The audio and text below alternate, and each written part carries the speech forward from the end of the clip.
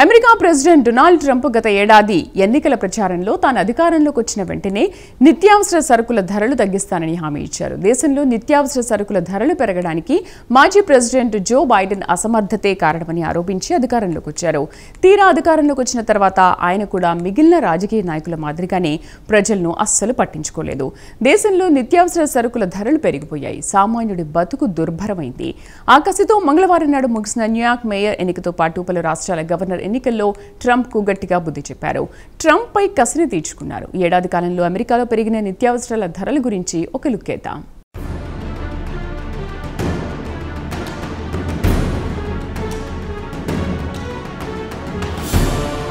America president Donald Trump గత ఏడాది ఎన్నికల ప్రచారంలో చేసిన వాగ్దానాలు తేలికగా మరిచిపోయారు.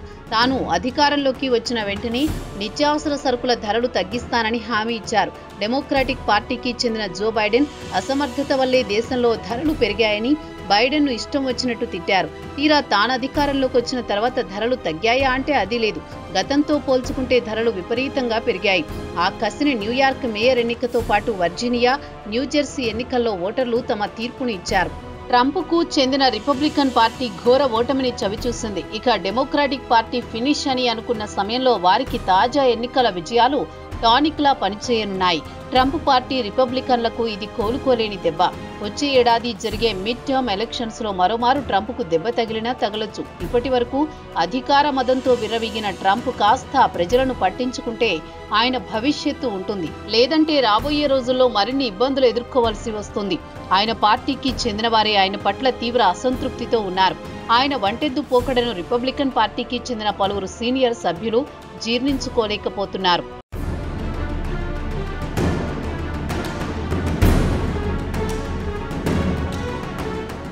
ఇక డొనాల్డ్ ట్రంప్ ఏడాది జనవరిలో అధికారం చేపట్టారు. వచ్చి రాగానే ప్రతీకార రాజకీయాలకు తెరతీశారు. ముఖ్యంగా అక్రమ వలసదారులపై కొరడా జొలిపించారు. ఇక ఇండియన్స్ సంగతి యావత్ ప్రపంచానికి తెలిసిందే. సక్రమంగా వీసాలు తీసుకుని వెళ్లిన వారిని కూడా అకారణంగా అమెరికా నుంచి తరలించడానికి అందుబాటులో ఉన్న అవకాశాలు వినియోగించుకుంటున్నారు ట్రంప్. అదే శ్రద్ధను ప్రజలపై చూపించి ఉంటే ఈ పరిస్థితి వచ్చేది కాదు. ఆయన అధికారంలోకి వచ్చి దాదాపు 10 నెలలు దాటిపోయింది. ప్రజలు పెరిగిన ధరలతో తీవ్ర ఇబ్బందులు పడుతున్నారు. గ్యాస్ నుంచి గ్రాసరీ వరకు అన్ని ధరలు పెరిగాయి. ఇక ఆయన గత ఏడాది ఎన్నికల ప్రచారంలో ముఖ్యంగా తాను అధికారంలోకి వచ్చిన వెంటనే ద్రవ్యోల్బణాన్ని తగ్గిస్తానని హామీ ఇచ్చారు. దేశంలో నిత్యావసర ధరలు పెరగడానికి అప్పటి ప్రెసిడెంట్ జో బైడెన్ కారణమని ప్రజల ముందు ఆయనను దోషిగా నిలబెట్టారు. అధికారంలోకి వచ్చిన మొదటి రోజు నుంచే ధరలు తగ్గిస్తానని హామీ ఇచ్చారు. అయితే ఈ 10 నెలల కాలంలో దేశంలో ధరలు ఎలా పెరిగాయో ఇటీవల పలు మీడియా సంస్థలు సర్వే నిర్వహించాయి. ఆ వివరాలు ఇలా ఉన్నాయి.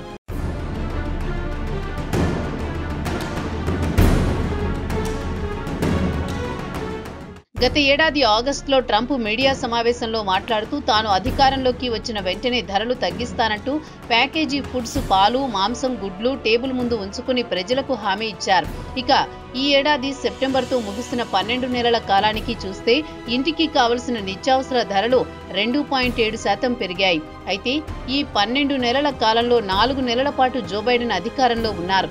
ఇక కాఫీ ధరలు 18.9%, బీఫ్ 12.9%, అరటి పండ్లు 6.9% పెరిగాయి. జనవరిలో ట్రంప్ అధికారంలోకి వచ్చారు. అయితే ఏప్రిల్ నెలలో ధరలు కాస్త తగ్గుముఖం పట్టినా అటు తర్వాత నుంచి ప్రతి నెల ధరలు పెరగడమే తప్ప తగ్గిన దాఖలాలు లేవు. అమెరికా ప్రెసిడెంట్కు నిత్యావసర ధరలు, ముఖ్యంగా ఆహార ధరలపై నియంత్రణ లేదని ఫుడ్ ఎకనామిక్స్ ప్రొఫెసర్ డేవిడ్ వోర్టెగా మీడియాతో చెప్పారు. ట్రంప్ అధికారంలోకి వచ్చిన వెంటనే ఇతర దేశాలపై టారిఫ్లు విధించడంపై బిజీగా గడిపారు. దీంతో కొన్ని రకాల ఆహార పదార్థాల ధరలు పెరిగాయి. ఇక అమెరికా ప్రజలకు పొద్దున్న లేవగానే కాఫీ తాగనిదే తెల్లవారదు. దేశంలో వినియోగించే కాఫీ విషయానికొస్తే బ్రెజిల్ నుంచే ఎక్కువగా వస్తుంది. ఇక ట్రంప్ బ్రెజిల్పై 50% టారిఫ్ విధించాడు. దీంతో దేశంలో కాఫీ ధరలు అమాంతం పెరిగాయి.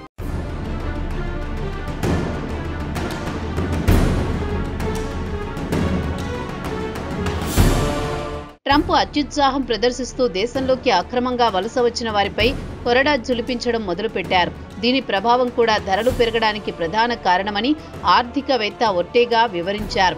అమెరికాలోని వ్యవసాయ రంగంలో పనిచేస్తున్న వారిలో 40% మంది వద్ద ఎలాంటి అధికారిక ధృవపత్రాలు లేవు. దేశంలోకి అక్రమంగా వచ్చి పని చేసుకుంటున్నారు. వారంతా సుమారు 10 లక్షల వరకు ఉండవచ్చునని చెబుతున్నారు. దేశం నుంచి అక్రమంగా వలస వచ్చిన వారి స్థానంలో స్థానికులను తీసుకుంటే రైతులు లేదా కంపెనీలు కొత్త వ్యవసాయ కూలీలకు వేతనాలు పెంచితే కానీ వారు పనిచేయడానికి రారు. దీంతో వ్యవసాయ ఉత్పత్తుల ధరలు పెంచక తప్పదు. చివరకు నష్టపోయేది మాత్రం వినియోగదారుడు.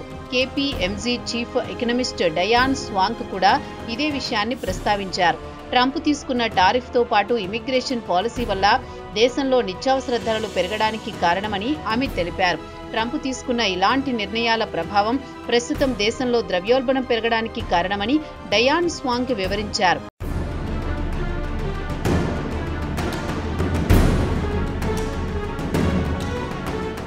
ధరలు పెరగడానికి ఇతర కారణాలు కూడా ఉన్నాయి. వాటిలో వాతావరణంలో చోటు చేసుకున్న మార్పులు అని కూడా ఆమె చెప్పారు. కాఫీ పంటకు వాతావరణం అనుకూలించాలి. వాతావరణం అనుకూలించలేదంటే పంట దిగుబడిపై ప్రభావం చూపుతుంది. అలాగే బ్రెజిల్, కొలంబియాపై ట్రంప్ టారిఫ్ భారీ ఎత్తున బాదడంతో దాని భారాన్ని ప్రజలు భరించాల్సి వస్తోంది. ఇక ఇదే అంశాన్ని వైట్ హౌస్ అధికారి ఒకరు ప్రస్తావిస్తూ దక్షిణ అమెరికాలో వాతావరణాన్ని అదుపు చేయడం ట్రంప్ చేతిలో ఉండదు కదా, ప్రపంచవ్యాప్తంగా ధరలు పెరుగుతున్నాయి, దాని ప్రభావం అమెరికాలో కూడా ఉంటుందని చెప్పుకొచ్చారు. ఇక ఆయన చెప్పినట్టు ప్రపంచవ్యాప్తంగా కాఫీ ధరలు ఫిబ్రవరిలో తారాస్థాయికి చేరుకుని తర్వాత నుంచి ధరలు తగ్గుముఖం పట్టాయి. మరి ఇక్కడ మాత్రం తగ్గలేదు. మరి ఇదే అధికారి పెరుగుతున్న బీఫ్ ధరలు తగ్గించడానికి ప్రెసిడెంట్ ప్రయత్నిస్తున్నాడని చెప్పారు. బీఫ్ దిగుమతి చేసుకుంటున్నందువల్ల ధరలు పెరిగాయని వివరించారు. ఇక ప్రతి ఇంటి వంటగదికి కావలసిన వస్తువుల ధరలు దాదాపు అన్నీ పెరిగాయి.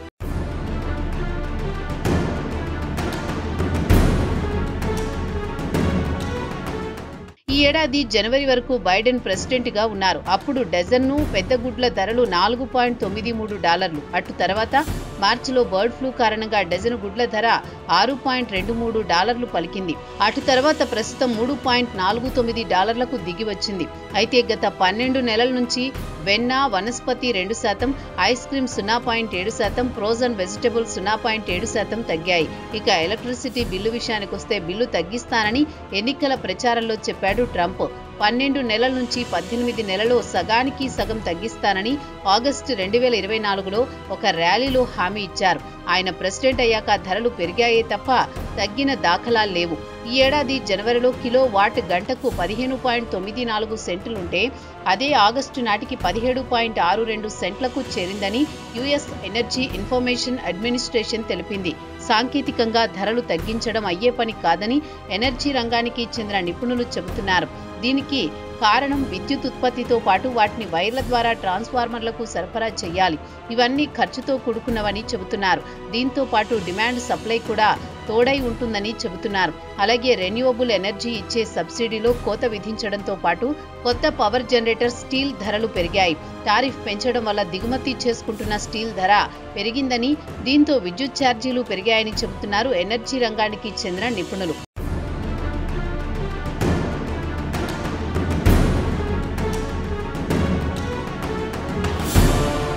ఇక విద్యుత్ ధరలు తగ్గించడానికి బొగ్గు, సహజ వాయువు, న్యూక్లియర్ పవర్ వినియోగించి విద్యుత్ ఉత్పత్తి చేసి ధరలు తగ్గించడానికి ట్రంప్ ప్రయత్నాలు మొదలు పెడతాడని వైట్ హౌస్ అధికారులు చెబుతున్నారు. కార్ల ధరల విషయానికొస్తే గత ఏడాది సెప్టెంబర్లో ట్రంప్ ఒక ర్యాలీలో ప్రసంగిస్తూ కార్ల నుంచి గ్రాసరీ వరకు అన్ని ధరలు తగ్గించేస్తారని హామీలు గుప్పించాడు.